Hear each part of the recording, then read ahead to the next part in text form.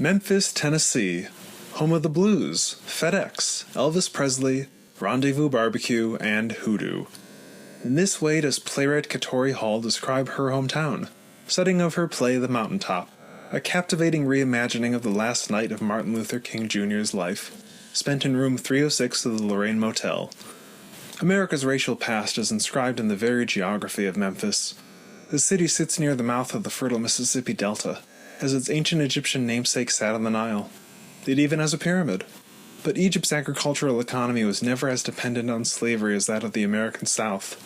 Memphis was a center for the trade in both cotton and slaves.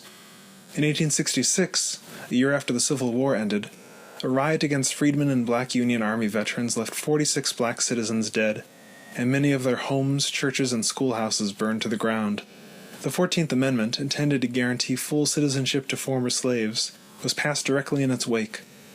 By King's Day in 1950, though African Americans constituted 37% of Memphis's population, they occupied 65% of the city's substandard housing. Most majority black neighborhoods lacked basic improvements like paved streets, curbs, and gutters. A contemporary map of the city reveals how segregated the city remains, even today.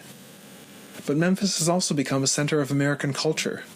The American music tradition, blues, jazz, gospel, and rock and roll, flowed upstream out of the Delta, honed in the nightclubs of Beale Street and the Stax and Sun recording studios. In the deeply segregated Jim Crow era, the humble Lorraine Hotel and its later Motel Edition was one of the few open to the black luminaries of the entertainment world who passed through the city. The Lorraine Motel, situated on Mulberry Street on the south edge of downtown Memphis, a scant mile and yet a world away from Memphis's high-toned Peabody Hotel, with its ducks paraded to and from a marble fountain each afternoon. Its neighborhood was historically, and in King's Day, predominantly black. Katori Hall's mother grew up just around the corner. Today, dilapidated shotgun homes and warehouses are giving way to gentrification and a new identity for the neighborhood, the South Main Arts District.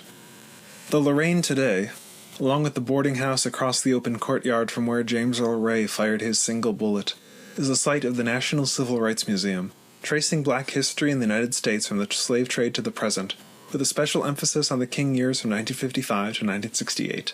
Following exhibits on bus boycotts, sit-ins, freedom rides, and iconic marches, the narrative solemnly gives way to Dr. King's last campaign for the labor rights of the sanitation workers of Memphis, a fight that was to act as prelude to a broader poor people's campaign. Room 306 itself, where King and his close associate, Reverend Ralph Abernathy, usually stayed, has, after decades of neglect, been restored to its 1968 appearance, as though Dr. King had just stepped outside, soon to return. If Room 306 remains eternally frozen in a pre-assassination past, one of countless places where a tired and tireless leader lay his head, then the balcony, with its perpetual wreath of remembrance and the square of new concrete, replacing that one once stained with blood, is forever marked as a site where a martyr breathed his last. And so the Lorraine Motel stands, with Ford's Theater and Dealey Plaza, as one of the most indelible points on our map of political violence, a site where the possibilities of America took an irrevocable turn, some years ago, on April 4th, 1968.